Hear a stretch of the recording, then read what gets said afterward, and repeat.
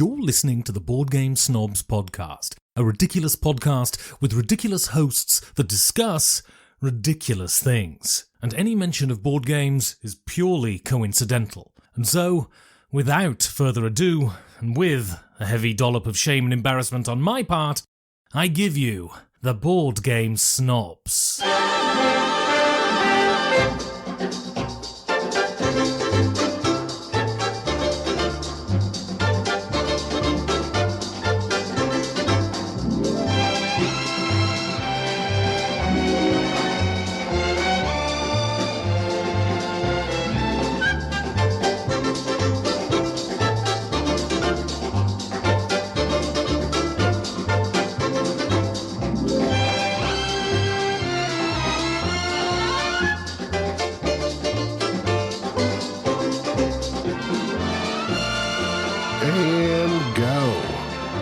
Welcome to a very different episode of the Board Game Snobs podcast. I've got my headphones on, I got my microphone, but I'm not with you, Gaby. No. You've got COVID, so we're having to do this 6 feet apart. I'm glad you're sitting across the table from me. 60 miles apart. I'm way away from you. I ain't getting COVID. I ain't had COVID. I got good genes. Or maybe I've had COVID so many times that I just am not going to get sick with it. What genes prevent COVID? Levi's, Lee's, wrestlers, Wranglers? It's called genes that have not been tainted by, what do they call that? Oh, I don't want to offend anybody. We're really close to Arkansas. Inbreeding. Hey, my family does hail from Arkadelphia, Arkansas, so you're not too far off. You know, that's what nothing says inbreeding, much like how they name towns over here, because we do Texarkana because it's a town in Texas close to Arkansas. We do Oak, Arklahoma, because it's in Arkansas close to Oklahoma. What other ones do we have? We got bunches of towns like that. Lake Texoma, we don't, listen, we're about merging and uniting, not dividing. Let our families be one. Let it be one. Your sister. Oh, no, easy sister. now. Easy now. You kissed your sister.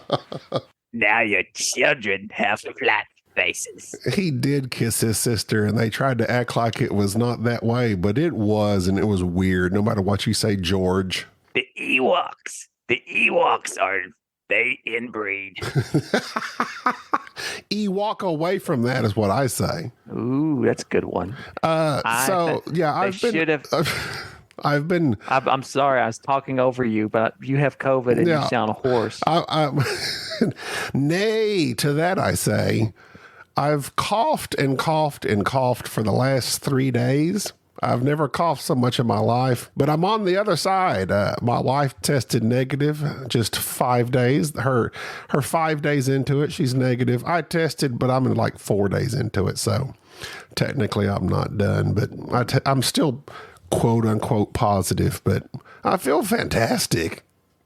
Remember when you were wrapping yourself in saran wrap and refusing to breathe the air of others from March of 2020 to basically December of 2021? Yeah. And you were so afraid of COVID, and yet you here arbitrarily have defeated COVID with like little or no effort. With morbid obesity at that.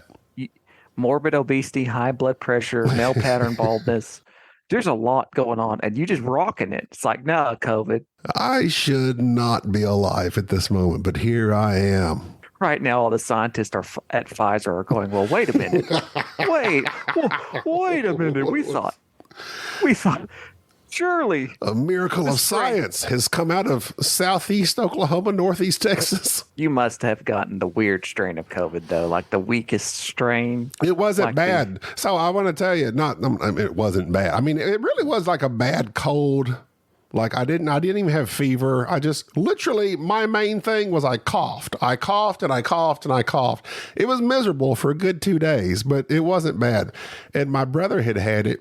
but he was like having to use an inhaler and he was talking about some sort of Tesla pearls. I was like, Tesla pearls? Did Elon give you pearls? Maybe, I don't know what happened there, but no, you are pretty sure you're on the up and up. Like you're going to recover. Yeah. Like I feel fine. And, me and my wife went for a walk outside today because we both felt good, and, we're good to go. It's just a matter of me getting that negative.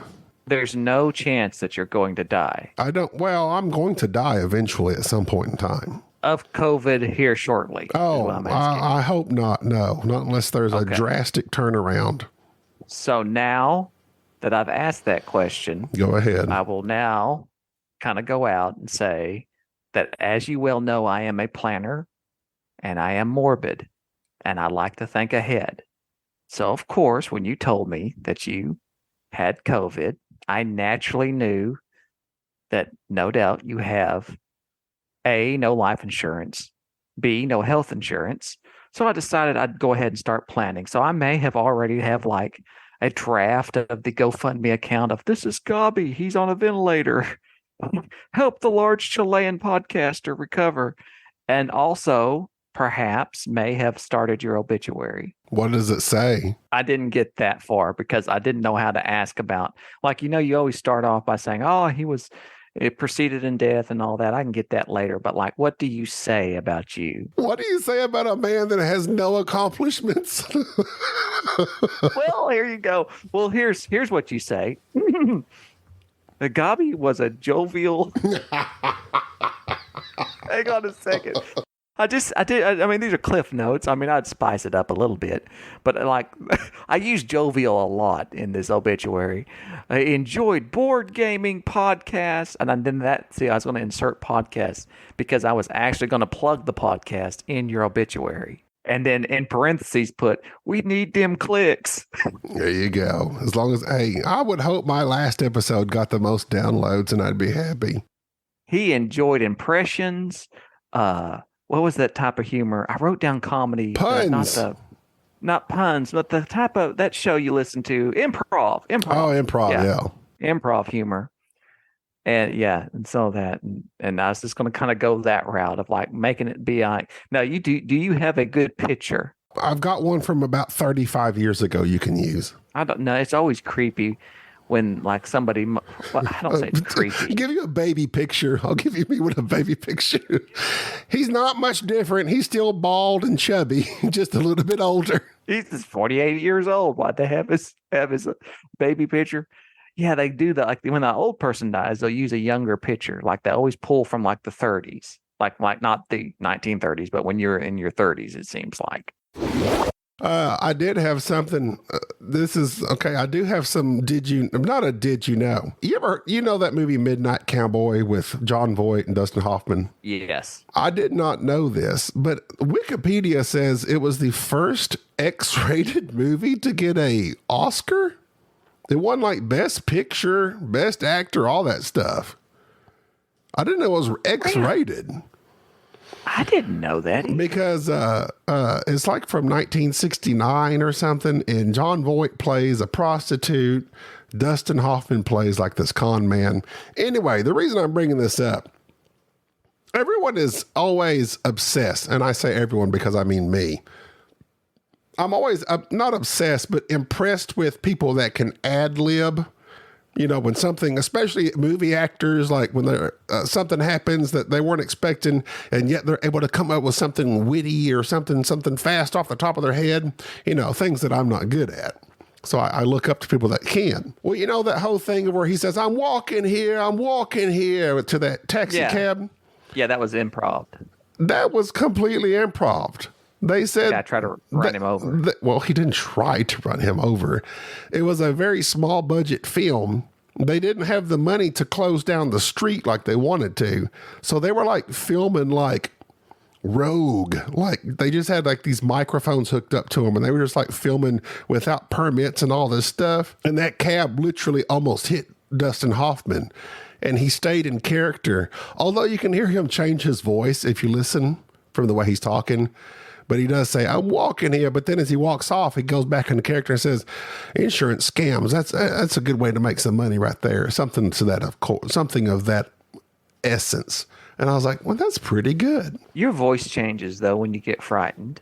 I guess Does so. your voice? Yeah, it changes. So I mean, that could have been in character. So that's something you did not know. I did not know that I'm walking here. I mean, I've seen that scene my whole life. I've never seen the movie because I read the Wikipedia and it sounds ultra depressing. I mean, just ultra depressing. Since we're doing, did you not know on movies?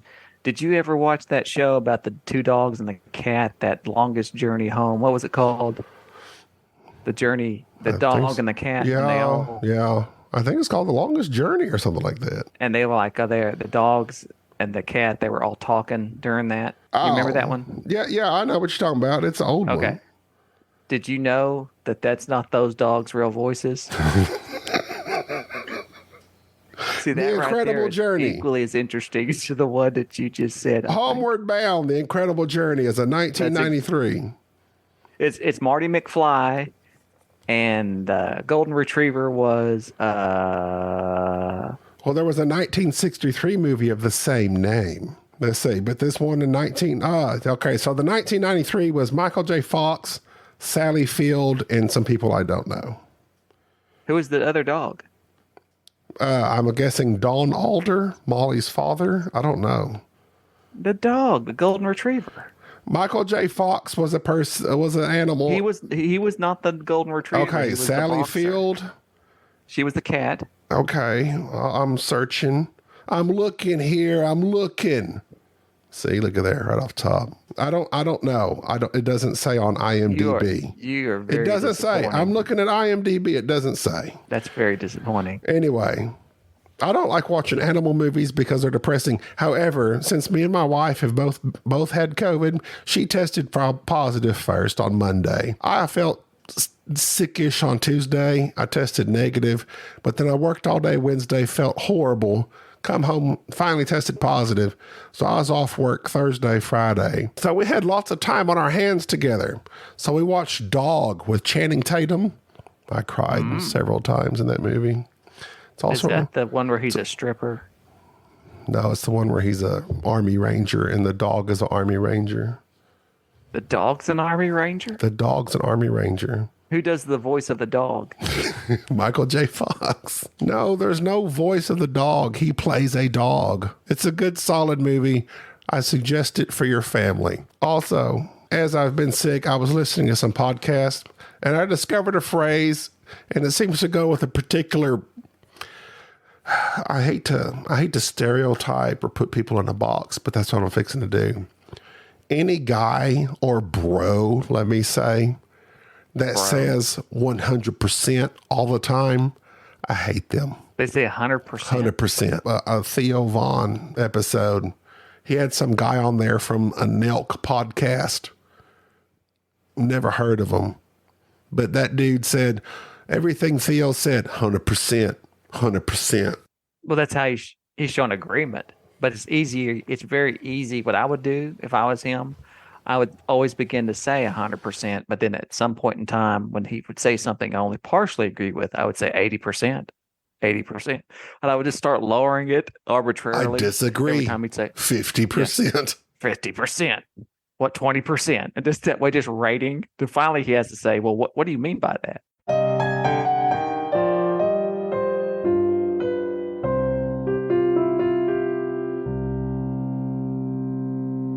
Well, that article that I posted about board games being overrated? I thought you were invited the guy onto the show. I did. His name is Kishore Napier Rahman. So there is an article for which we posted on our Facebook page, which you can go to the Facebook. We don't own Facebook, but go to our Facebook page and join the Board Game Snobs, and you can see it there. The board games are terrible. Please don't make me play them is the title of that column. And so this individual wrote an article regarding, he's basically rebuffing the Washington Post's recent article about the golden age of board games, which we are in the golden age of board games, I would say. This man goes on to say that board games were basically, let me just quote him. How about that? I like it when people quote people.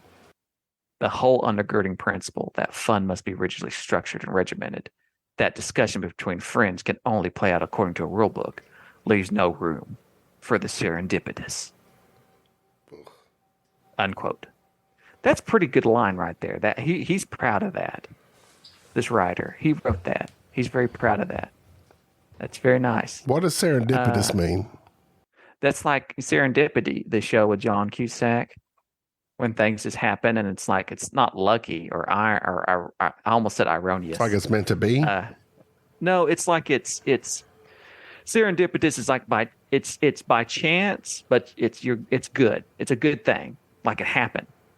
Like it's trying to like it. So you discovered something. This is serendipitous. The occurrence and development of events by chance in a happy or beneficial way. It's a happy coincidence. Correct. So let's see. Back to this article. For reasons too complex and inscrutable. So we were talking about increasing our vocabulary, and this guy's got it going on. For reasons too complex and inscrutable for this brief rant, adulthood has become overwhelmed by a culture of I can't ever say this right. I can say it in conversation. I can't read it. Infantilization. That's not how you say that. Basically, infantilization. At some point in the last few years, grown men and women have started being proud of doing and enjoying things once considered the domain of children. Slowly, those childish interests began to become culturally dominant and commercially very lucrative. Consider the endless glut of superhero movies and the once serious directors who've sold out to the Marvel coin. Quick question. Are you going to read the whole article? Nope. I have literally read 2 lines from the article. Okay, just making sure.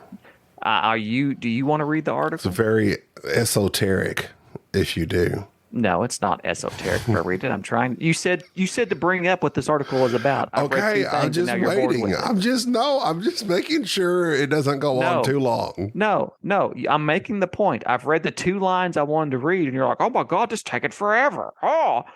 And I hope that you can streamline basically what he's saying into something more in the lexicon of people like me that don't understand big languages. This guy thinks you played board games because you're childish and immature. Well, that's rude. He also thinks that the reason why you like Marvel and all these other various things that have come about is because you're so much of a man-child. For instance, how adults are now buying coloring books and talking about Harry Potter and playing video games and quoting The Simpsons. Well, I guess he just has Citizen Kane on repeat, and he's listening to Johann Sebastian Bach as he reads The Scarlet Letter. What the heck does this guy think he is? Well, I invited him on the podcast. Oh, hey, welcome, good fellow.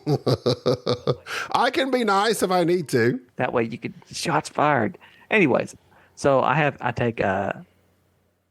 okay. So his whole article regarding that, basically board games are just this trend of how people are now just focused on the various activities they engaged in their childhood, and that's what they're trying to basically relive. Here's how I feel about this. And I don't know exactly how to illustrate this, so I'll just use a personal one. So my father loved to deer hunt. And he grew up hunting. But he didn't hunt for enjoyment when he was a young lad. He hunted to survive. He really enjoyed it, no doubt. But he had to hunt to provide for the other 8 siblings that he had and his family. But as he got older, we now had grocery stores, and he had enough money that he didn't have to hunt. He didn't have to go out and deer hunt for months at a time, but he did because he enjoyed it. It was a thing. This thing that was once necessary in his childhood has now become a fun activity to him, something he liked to engage in. Same thing was true with fishing and the various other activities. He could not understand how anybody could enjoy sitting around watching television and things of that nature, or playing video games or anything else along that lines, because that was something that he never did as a child. So it wasn't something he enjoyed. Now, because I am getting up there in age, I look back at the various things that I did as a child, and I enjoyed them, and I still enjoy them now. And there's things that my kids do that I can't understand why they enjoy, such as how they would prefer to actually watch somebody else play a video game rather than play said video game themselves. They'd rather watch some YouTuber or somebody on Twitch, or how they like messing with their phones and shooting videos, and how everything seems to be enhanced that way. These are things that I don't particularly like and that I think are stupid, but they understand them and they enjoy them. My point being is that everybody looks back at their childhood at some point in time and remembers the things that they used to do favorably to some degree. And they want to capture those magical times. And they want to go back and feel like they're doing something that made them feel safe or comfortable or nostalgic. And so people go back and engage in activities that make them feel this way. It just so happens to be that this time period, it's with board games or people playing video games, because that's the generation that has now become adults, ones that have grown up in the 80s and 90s playing D&D and going to the arcade. I don't feel like that this is infantilizing adults. I think it's just nostalgia. I think it's people doing what they used to do and what they used to enjoy, and that it's not a bad thing. But at some point in time, I'm going to be griping about, just as I am now, the things that my kids are going to enjoy. But it's all the same.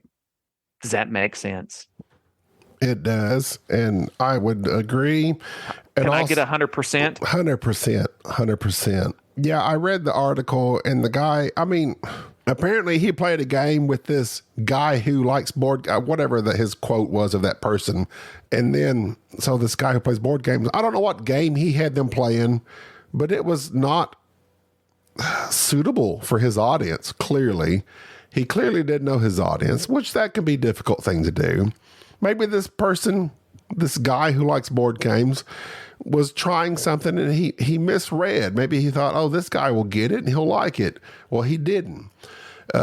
He doesn't like board games. And if you don't like board games, if you have this type of personality, or if you're like my wife and you're always working at your job where you're always calculating things. My wife works at a bank. She has zero interest in doing any sort of calculations at home because that's her job. That's not enjoyable for her. She wants to take it easy. She enjoys party style games.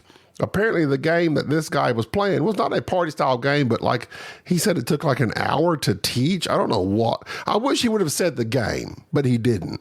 It could have been freaking Barrage or something, just absolutely some sort of GMT war. I don't know what he was playing that took an hour to teach. I'm sure that was an exaggeration on his part, but I would have been upset too if I didn't have interest in games.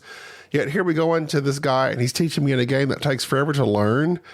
And in that setting, generally as gamers, we know to teach people party style games or something very light like Ticket to Ride or Carcassonne.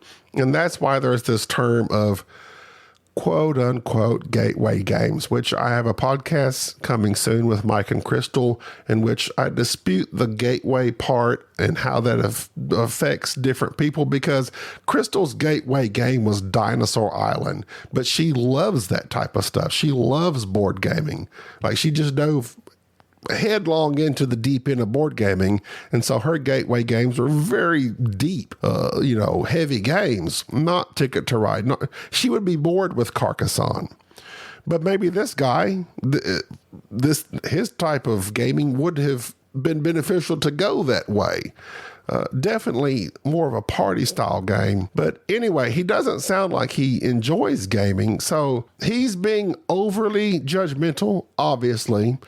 And whoever had the gaming night blew it, is what I'm going to say. I don't think it had anything, 90%. I don't think it had anything to do with the teach of the game. Here's why. I think this type of individual is just not going to enjoy board gaming as a whole because he likes to socialize differently. Nothing wrong with that. I've talked about how I enjoy utilizing board games to socialize simply because it helps. It gives me something to do and focus on. It gives me an outlet.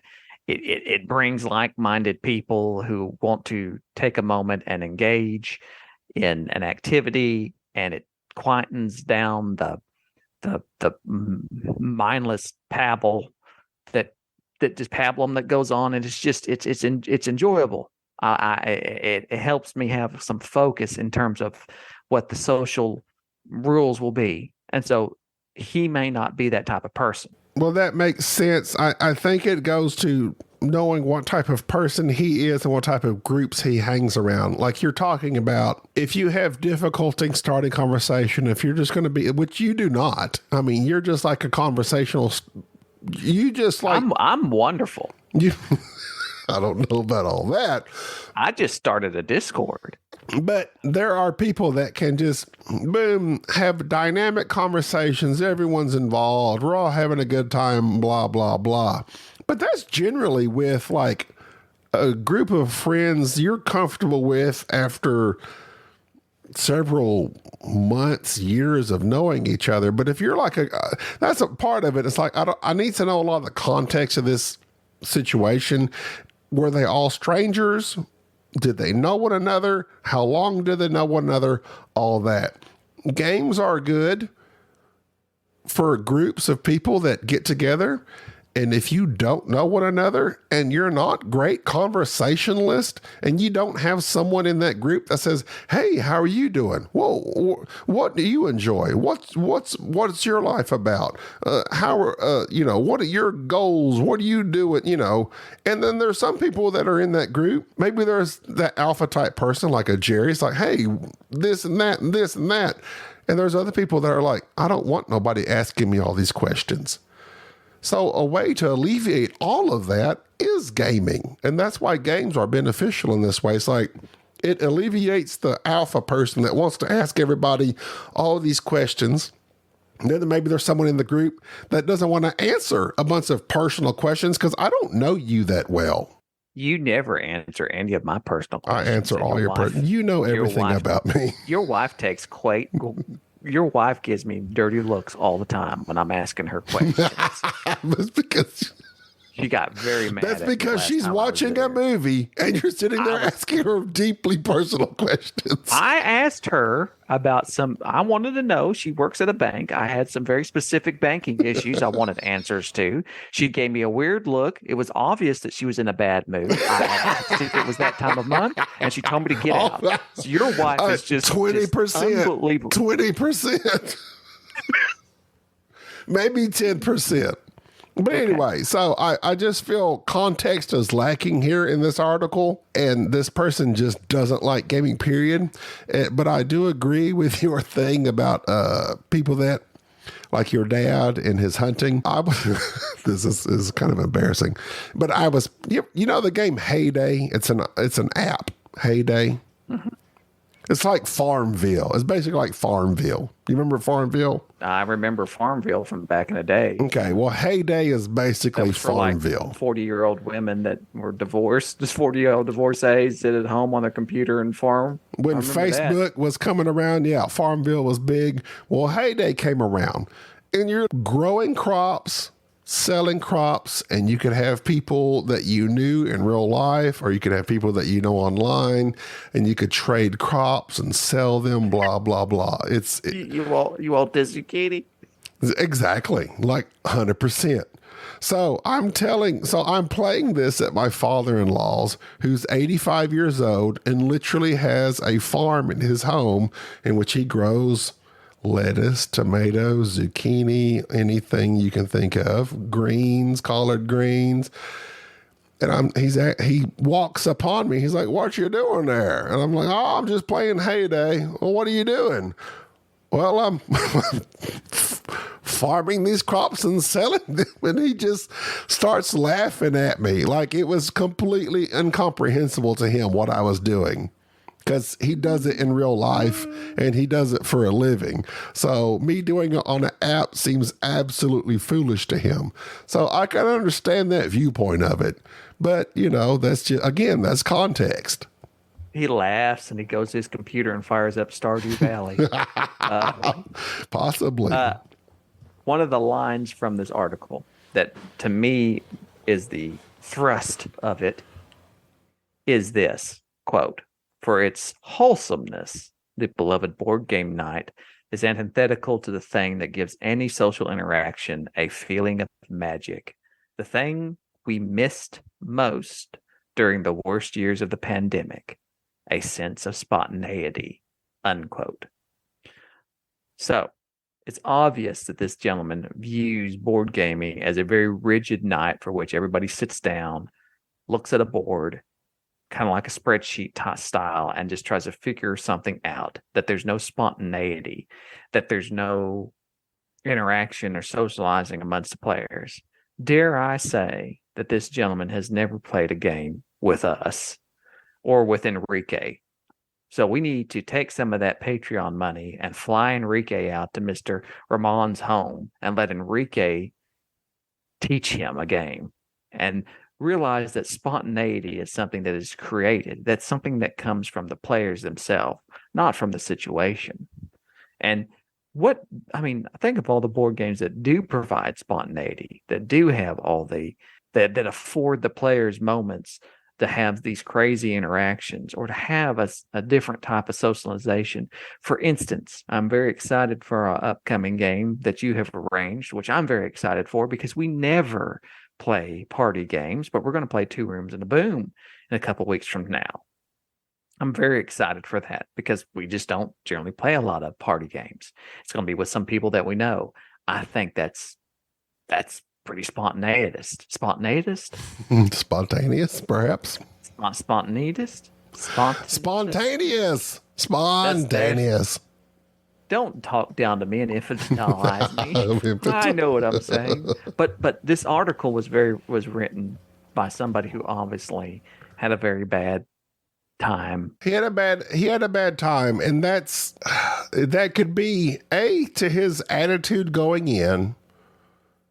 And it could also be to the person that was throwing the game night. Like a lot of that could land on them. And that's understandable because it is difficult to gauge your audience. It's difficult to say who's into what. And, if you have a bad time, you have a bad time. And it sucks for everybody. But this guy just decided to write a whole article about it and trashed the whole entire genre of board gaming as if it's stupid, childish, and dumb. And that just, to me, shows this person's complete ignorance as to what gaming can be. Like, that's like that would be like watching a bad movie and saying, you know what, movies are stupid and they're all dumb.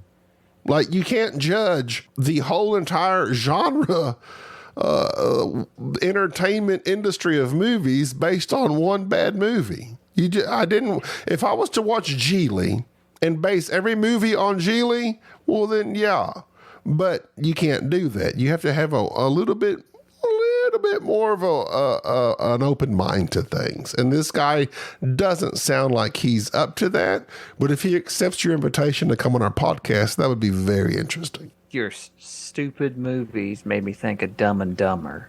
Oh, that is not a stupid movie. That is genius comedy is what that is. It's not a comedy. I was in the shower the other day, which I'm going to have to start. I've started a new thing where I've been keeping track of all my shower thoughts because I have been having some amazing. Do you have a shower, like a board in your shower you can write stuff on? Yes. They sell those on Amazon. I write inspirational messages to myself the night before, so that in the morning when I take in the shower, I've obviously forgotten by then. I read said inspirational message, and it's been very inspirational. Thus, that's what made me think of this. Dumb and Dumber was a romance.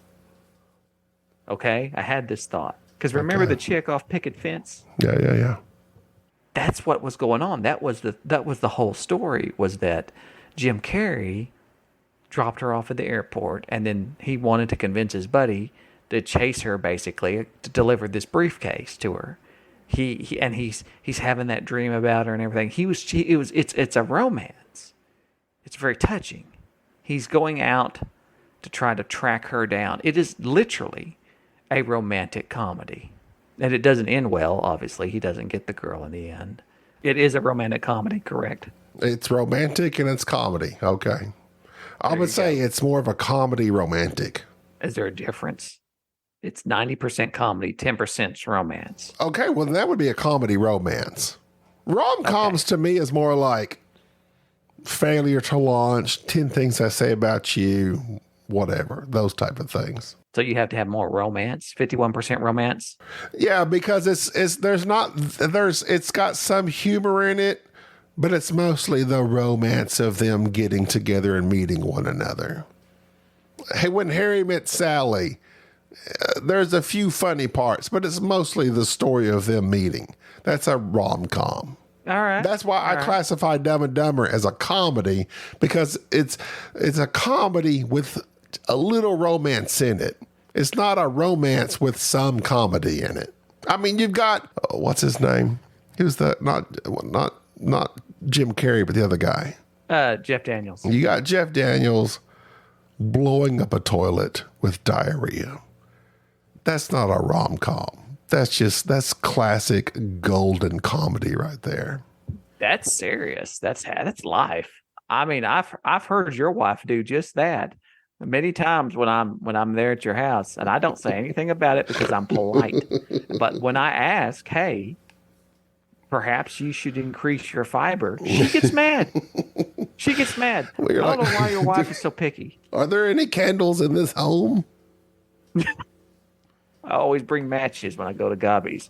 You never know. Your wife's kind of semi-vegan. So, anyways. Well, that's going to do it for this episode. Let's end it on that. Let's end it on me insinuating that Gaby's wife has horrible diarrhea. Anyways, that's fine. That can be cut out if you like, or just leave it in. I bet you should leave this in. Just leave it in. She doesn't listen to the podcast. She doesn't care. And also, it's not true, so it doesn't matter. It's not true. It's not true. She eats a lot of fiber, and her movements are infrequent. Her movements are frequent and firm. That's just like this podcast. Frequent and firm. And on that note, where's Dan Hughes when you need him to rate this? Well, I'm glad that you're getting over COVID. Oh, yeah. Keep hanging there. That's going to do it for this episode. We got to get off here. I have things to do. No, you don't. It's 9 o'clock. You're fixing to go to bed. No, I'm not. I'm about to fire up I got my gaming headset on. What you going to do? What are you going to game at? I don't really know. Actually, I'm on the Discord right now. I'm talking with... we need to say that. We've had a Discord, but we've never, fired it off. But now we officially have the Discord servers. So if you want to join our Discord, go to the show notes, and it'll be in there. Our Discord link. Why do people use Discord? I don't understand Discord. Well, it's fun because people sometimes are on, and then you can live chat with them. I am chatting. You can do that on Facebook. I don't understand. No, but we're chatting. We're chatting right now. It's for the kids. See, this is it's like me playing Heyday. It's like me playing Heyday, and my father-in-law coming and saying, "Why are you playing Heyday?" I don't get it. I know Luke Holt. Yes, I know who that is. Yes, we announced his engagement on our show. Remember when we did that? I do.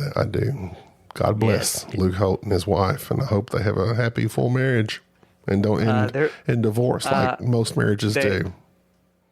It's very funny that you would say that just now because he just messaged me and said that they broke it off. No, they didn't. No. See, this is why you need the Discord, because that's very odd. Are you kidding me? I'm very... So first... Okay, so real talk. Luke, I'm sorry. Oh my God, I'm so sorry. Luke, listen. We've all been there. We've all had... it happens. It happens. Relationships are hard. Relationships are hard. Oh my God. I feel so bad now. You should, because you're making jokes. I was not... I was stating facts, actually. If you were on the Discord, you would have known. Oh, Luke, I'm sorry. So, Luke, hang in there. And if you need to talk, well, you're on the Discord right now, so you can talk.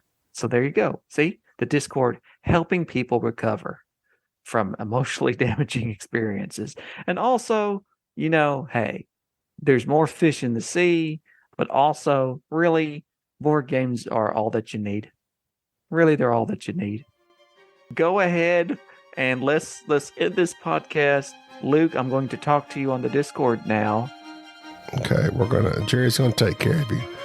All right, that's gonna do it for this episode. That's not right. Okay, go ahead. That's gonna do it for this podcast. This is Jerry. I have COVID and I'm Gaby.